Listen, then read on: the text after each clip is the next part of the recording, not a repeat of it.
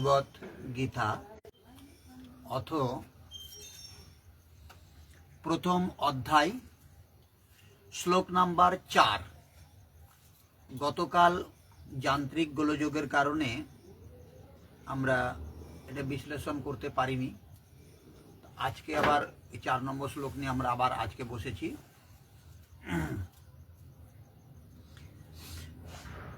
অত্র শৌরা মহেশাসা বিমার যৌন সমাজুধি যুযুধান বিরাটশ্চ দ্রৌপদশ্চ মহারথ। যদিও প্রথম দিন থেকেই যে কথা বলে আসছি যে এই শ্রীমদ্ ভাগবত গীতায় যে যুদ্ধের কথা বলা হয়েছে সেটা কোনো বাহ্যিক যুদ্ধ নয়, আমাদের অভ্যন্তরীণ যুদ্ধ। তাই এখানে মহেশাসা কাকে বলা হয়েছে? এই সেনার মধ্যে মহান ঈশ্বর তত্ত্বে অবস্থিত প্রদান করতে সক্ষম। এই সেনার মধ্যে মহেশাসা মহান ঈশ্বর তত্ত্বে অবস্থিতি প্রদান করতে সক্ষম, সেটাই হচ্ছে মহেশাসা। আর ভীম কোন রূপ? না ভাবরূপ ভীম, এবং অনুরাগ রূপ অর্জুন। এদের সমকক্ষ অনেক শূরবীর, যেমন সাত্বিকতা রূপ সাত্ত্বকী, বিরাট সর্বত্র ঈশ্বর ভাবপ্রবাহের ধারণা মহারথী রাজা দ্রুপদ, অর্থাৎ অচল স্থিতি। এখানে অর্জুন আলাদা কেউ নয়। অর্জুন আমি আপনি, অনুরাগী ভক্তই অর্জুন। আর যার রথের রথী, যার রথের রথী অর্জুন, আর সেই রথের সারথী যার কৃষ্ণ, সেই অর্জুন। তাহলে আমাদের এই যে 3.5 হাত দেহরথটা রয়েছে, এই দেহরথটার সারথীকে ভগবান শ্রীকৃষ্ণ যদি এই রথটা না চালায় তাহলে আমাদের এক মুহূর্ত চলার ক্ষমতা নেই। অতএব যেহেতু এই রথটা, আমার এই দেহের রথটা ভগবান শ্রীকৃষ্ণ চালায়, আর এই দেহরথের রথী আমি, তাহলে আমি অর্জুন, আপনি অর্জুন। আপনি অনুরাগী ভক্ত, আপনি অর্জুন। দৃষ্টকেতুশ্চকিতান কাশীরাজশ্চ বীর্যবান পুরজিৎ কুন্তিভোজশ্চ শৈবশ্চ নরপুঙ্গবঃ। দৃষ্টকেতু ধীর কর্তব্য, যার মধ্যে দৃঢ় কর্তব্য রয়েছে সেই দৃষ্টকেতু। চেকিতান, চেকিতান হচ্ছে মন যেখানেই যাক না কেন বলপূর্বক সেখান থেকে আকর্ষণ করে ইষ্টে স্থির করা, সেটা হচ্ছে চেকিতান। দেখা যাচ্ছে আসনে বসা হলো, ধ্যানে বসা হলো, অথচ মন এখানে ওখানে উড়ে চলে যাচ্ছে। কিন্তু সেই মনটাকে বলপূর্বক আকর্ষণ করে আবার ঈশ্বরে মনোনিবেশ করা, সেটা হচ্ছে চেকিতান। কাশীরাজ, কায়ারূপ কাশীতেই সেই সাম্রাজ্য। কায়া মানে শরীর, এই কায়ারূপ শরীরেই সেই সাম্রাজ্য, এটা হচ্ছে কাশীরাজ। পুরোজিৎ, পুরোজিৎ কাকে বলা হচ্ছে? না স্থূল সূক্ষ্ম কারণ শরীর, এই শরীরকে জয় করতে সাহায্য করে যে, সেই পুরোজিৎ। কুন্তিভোজ, কর্তব্যের দ্বারা জগতের উপর জয়লাভ, নরের মধ্যে শ্রেষ্ঠ। শৈব অর্থাৎ সত্য ব্যবহার, তাকে বলা হচ্ছে কুন্তিভোজ। তাহলে যে প্রবৃত্তিগুলো এখানে উদাহরণস্বরূপ রাখা হয়েছে এক একজন সৈন্যের নাম দিয়ে, এগুলো বাইরের কিছু নয়, এগুলো আমাদের দেহের অভ্যন্তরীণ, আমাদের শরীরের অভ্যন্তরীণ। যোধামন্যশ্চ বিক্রান্ত উত্তমৌজাশ্চ বীর্যবান সৌভদ্র দ্রৌপদেয়াশ্চ সর্ব এব মহারথা। এবং পরাক্রমশালী যুধামন্য কোনরূপ না যুদ্ধের অনুরূপ মনের বোধ, আমার বিজাতীয় প্রবৃত্তির সাথে আমি লড়াই করব, আমার খারাপ অভ্যাসগুলো আমি পরিত্যাগ করব, আমার দোষ ত্রুটিগুলো আমি সমস্ত কিছু ছেড়ে দিয়ে আমি একজন ভালো মানুষে পরিণত হব। এইরূপ উত্তমৌজা শুভ কামনায় মগ্ন। তাহলে কামনা করছি সেটা হচ্ছে শুভ, অশুভ কোনো কামনা নয়। শুভ কামনা যদি করা হয় সেটা হচ্ছে উত্তমৌজা। সুভদ্রা পুত্র অভিমন্যু মন ভয়মুক্ত হয়ে যায়। এইরূপ শুভ আধারপ্রাপ্ত অভয় মন ধ্যানরূপ দ্রৌপদীর পঞ্চপুত্র কোথায় রয়েছে? আমার অন্তরে। কি না বাৎসল্য, লাবণ্য, এর এক একজন মহারথী। বাৎসল্যের প্রচুর ক্ষমতা, লাবণ্য প্রচুর ক্ষমতা, সহৃদয়তা প্রচুর ক্ষমতা, এর জন্য এক একজন মহারথী। সৌমতা, স্থিরতা, এরা সকলেই এক একজন মহারথী। সাধন পথে সম্পূর্ণ যোগ্যতার সঙ্গে চলার শক্তি এরাই যোগায়, দ্রৌপদীর 5 পুত্র। তাহলে ধ্যান রূপ যে দ্রৌপদী 5 পুত্র, মনের মধ্যে যদি বাৎসল্যের উদয় হয়, ভগবানের প্রতি বাৎসল্য প্রেম এটা যদি উদয় হয় এবং লাবণ্যতা তখনই ফুটে ওঠে। সহৃদয়তা, মনের মধ্যে থেকে হিংস্র ভাবগুলো দূরে সরিয়ে রেখে সহৃদয়। আর সৌমতা, সুন্দর ব্যবহার, অপরের প্রতি সুন্দর মনোভাব। আর স্থিরতা, চঞ্চল না হওয়া, অচঞ্চল মানসিকতা, এই সকলগুলোই হচ্ছে সাধনার পথে এক একজন মহারথী। সাধন পথে সম্পূর্ণ যোগ্যতার সঙ্গে চলার শক্তি এই 5টা বিকারই সহযোগিতা করে। এইভাবে রাজা দুর্যোধন পাণ্ডব পক্ষের 15 থেকে 20টি নামের উল্লেখ করলেন, যেইগুলি দৈবী সম্পদের গুরুত্বপূর্ণ অঙ্গ।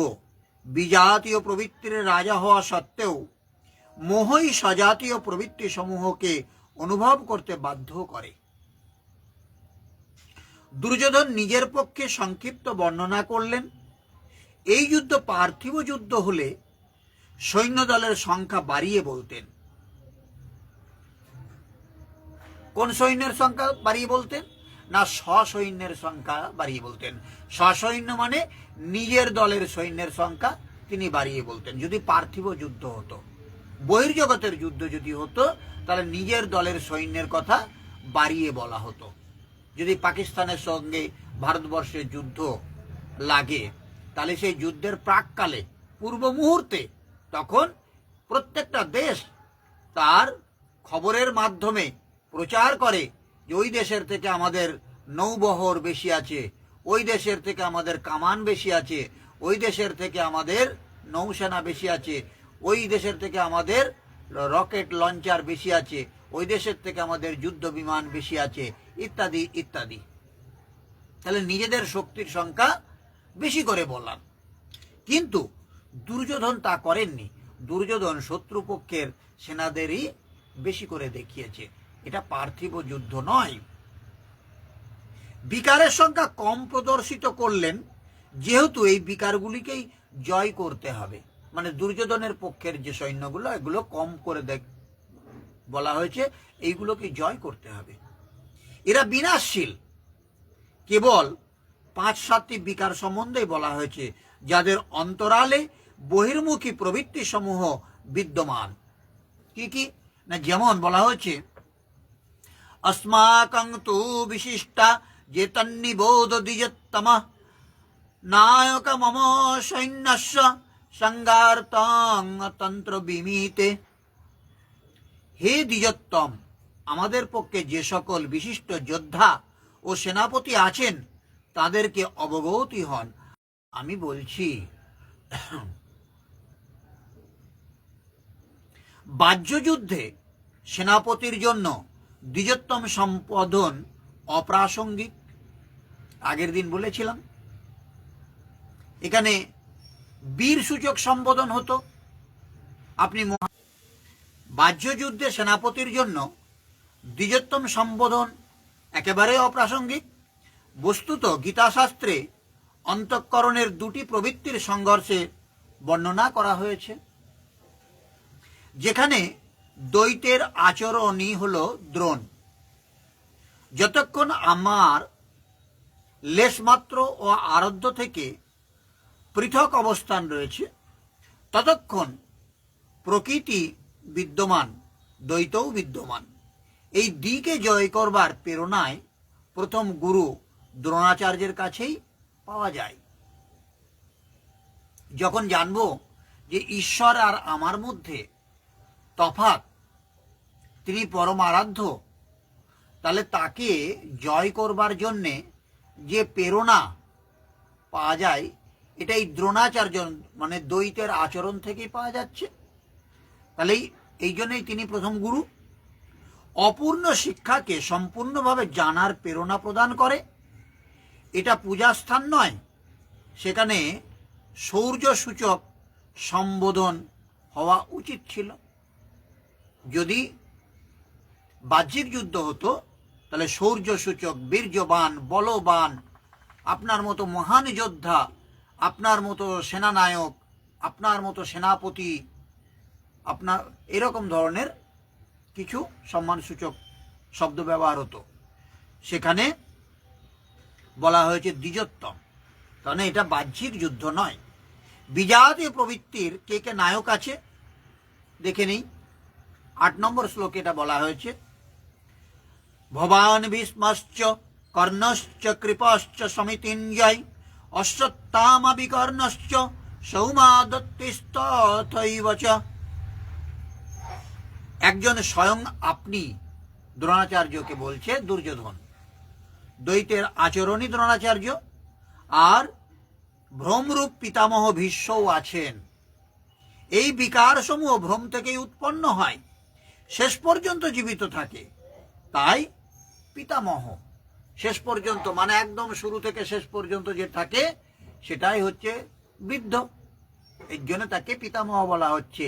তাহলে ভ্রম যেটা সেটা একদম শুরু থেকে শেষ পর্যন্ত রয়ে যায়। সম্পূর্ণ সেনার মৃত্যুর পরেও বিশ্বজীবিত ছিলেন, সরসজ্জায় অচৈতন্য অবস্থায় ছিলেন, তবুও তিনি জীবিতই ছিলেন। একেই বলে ভ্রমরূপ ভীষ্ম।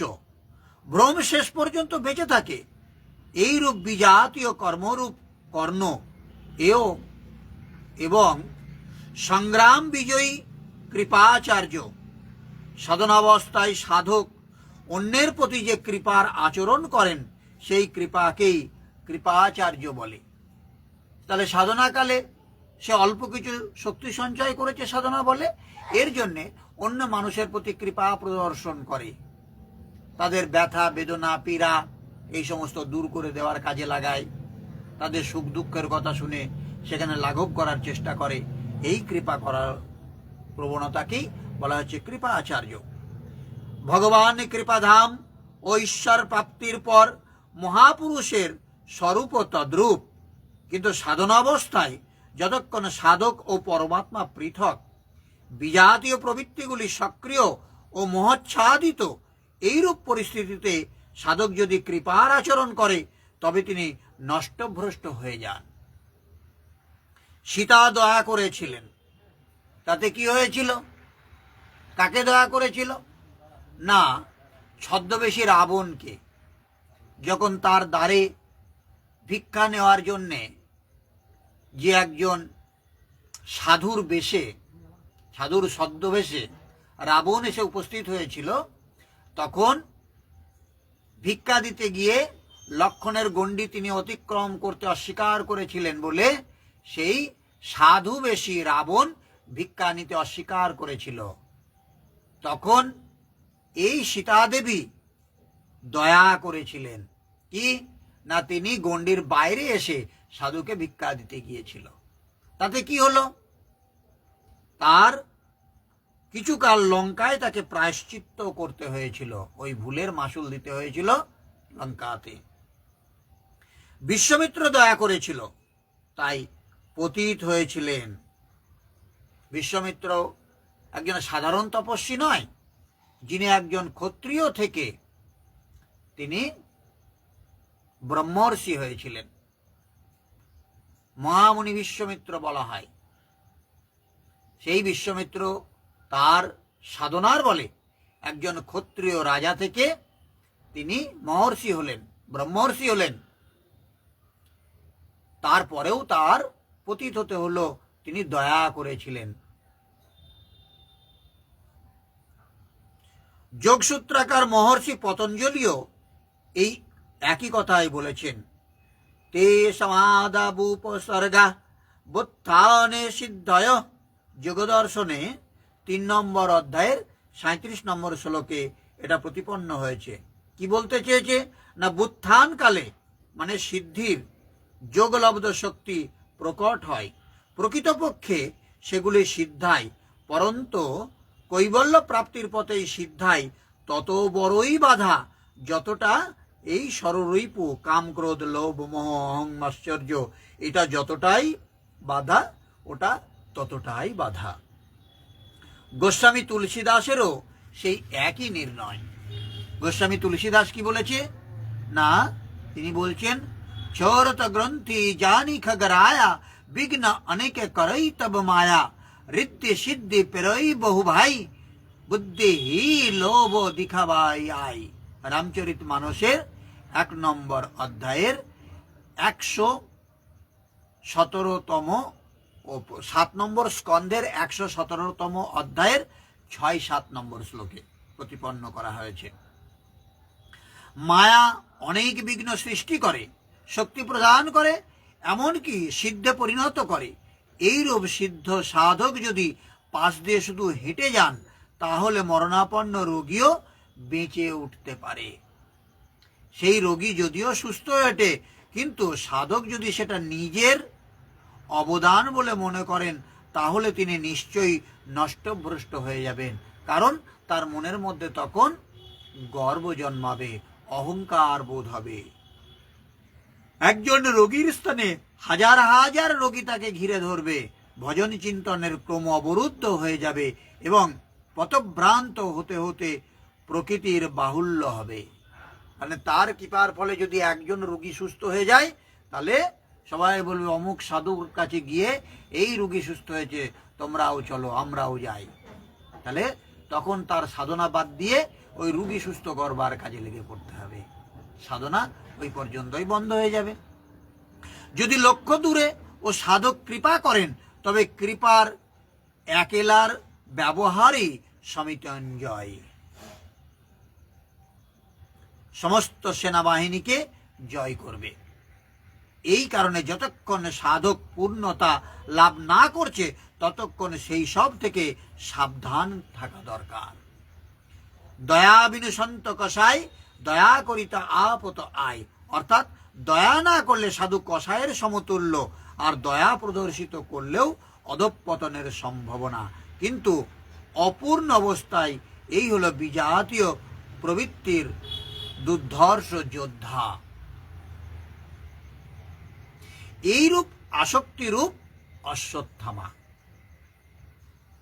জগৎ এর যে কোনো বস্তুর প্রতি আকর্ষণকেই আসক্তি বলে। দ্বৈতর আচরণী দ্রোণাচার্য, এই দ্বৈতই আসক্তির জন্মদাতা। অস্ত্র ধারণ অবস্থাতে আচার্য দ্রোণকে বধ করা সম্ভব ছিল না, তিনি অজেয় ছিলেন। ভগবান শ্রীকৃষ্ণ বলেছিলেন, কৌরব পক্ষের একটা হাতির নাম অশ্বত্থামা। ভীম সেই হাতিটিকে বধ করে অশ্বত্থামা মারা গিয়েছে, এইরূপ ঘোষণা করুন। অশ্বত্থামা হত ইতি গজ। এই অপ্রিয় ঘটনার কথা শুনে আচার্য মর্মাহত হয়ে যাবেন, আর সেটাই তাকে বধ করবার প্রচার করেছিলেন। অশ্বত্থামা মারা গিয়েছে। আচার্য দ্রোণ ভেবেছিলেন যে তার পুত্র অশ্বত্থামা মারা গেছে। তিনি শোকে মুহ্যমান হয়ে পড়েছিলেন। ধনুক হাত থেকে পড়ে গিয়েছিল। তিনি হতাশ নিশ্চেষ্ট হয়ে যুদ্ধভূমিতে বসে পড়েছিলেন। সঙ্গে সঙ্গে তাকে বধ করা হয়েছিল। পুত্রের প্রতি অত্যাধিক আসক্তি তার মৃত্যুর কারণ হয়ে দাঁড়িয়েছিল। অশ্বত্থামা দীর্ঘজীবী ছিলেন। নিবৃত্তির শেষে মৃত্যু পর্যন্ত বাধা দেয়, তাই একে অমর বলা হয়।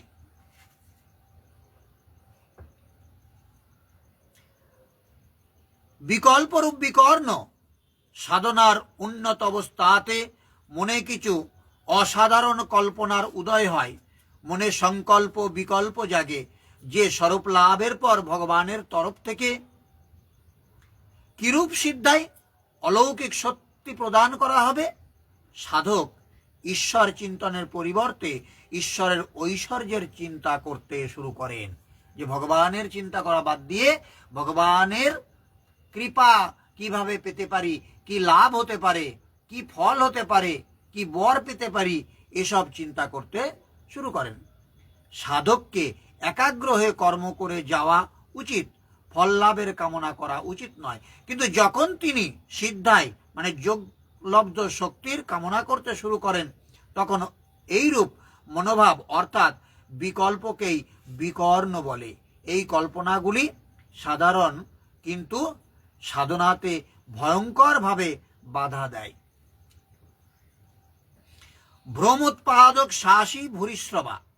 সাধনা স্তর উন্নত হলে পরে সকলেই সাধকের প্রশংসা করতে শুরু করেন যে ইনি মহাত্মা, সিদ্ধ পুরুষ, দিব্যগুণের অধিকারী। তার সমক্ষে লোকপাল বিনীত হয়ে যান। এইরূপ ব্যবহার প্রশংসার দ্বারা সাধক যখন আনন্দের আতিশায্যে পথহারা হন, তখন এইরূপ শ্বাসকেই ভূরিশ্রবা বলা হয়। আমাদের গুরুদেব বলতেন, সমাজ যদি পুষ্পবৃষ্টি করে, প্রশংসা করে, বিশ্ববন্ধন জগৎগুরু বলে, তো তোমার তাতে কিচ্ছু লাভ হবে না, শুধু কান্নাকাটি করতে থাকবে। কিন্তু যদি ভগবান তোমাকে সাধু আখ্যা দেন, তবে সর্বস্ব লাভ করবে। সমাজ বলুক অথবা না বলুক, তুমি সর্বস্ব লাভ করবে। এইরূপ প্রশংসাতে অভিভূত হওয়াকেই ভ্রম উৎপাদক শ্বাস অর্থাৎ ভূরিশ্রবা বলে। অত্যাধিক প্রশংসার ফলে সাধনার হ্রাস হয়। অতএব ভ্রম উৎপাদক শ্বাসী ভূরিশ্রবা। সংযমের স্তর উন্নত হলে পরে বিকৃতি বিকারগুলি বাধা দেয়। এগুলি তাদেরই নাম, এগুলি বহির্মুখী প্রবৃত্তির অঙ্গ। ছোট্ট একটা শ্লোক আছে, 9 নম্বর শ্লোকটা এটা বলি। আগামী দিন 10 নম্বর থেকে আমরা শুরু করব। 3 লাইনের একটা শ্লোক। অন্যে চ বহবা শূরা মদার্থে ত্যক্ত জীবিতা নানা শস্ত্র প্রহারণা সর্বে যুদ্ধ বিশারদা। আমার জন্য প্রাণ দান করতে কৃত সংকল্প অনেক শূরবীর অস্ত্রে শস্ত্রে সুসজ্জিত হয়েছেন। সকলেই আমার জন্য প্রাণ দান করতে সংকল্পবদ্ধ, কিন্তু এদের কোনো নির্দিষ্ট সংখ্যা পরিগণিত হয়নি। এখন কোন কোন সেনা কি কি ভাব দ্বারা সুরক্ষিত তা বলেছেন। আমরা আগামী দিন এখান থেকে শুরু করব, 10 নম্বর শ্লোক থেকে। আজকে এখানে রাখি। ওং সর্বে ভবন্তু সুখিনা, সর্বে সন্তু নিরাময়া, সর্বে ভদ্রাণি পশ্যন্তু, মা কশ্চিৎ দুঃখভাগ ভবেৎ। ওং শান্তি শান্তি শান্তি। সমস্ত মানুষ সুখী হোক, সমস্ত মানুষ রোগ মুক্ত হোক। সমস্ত মানুষকে আমি দেখতে চাই, তারা যেন কোনো দুঃখ ভোগ না করে। হরে কৃষ্ণ।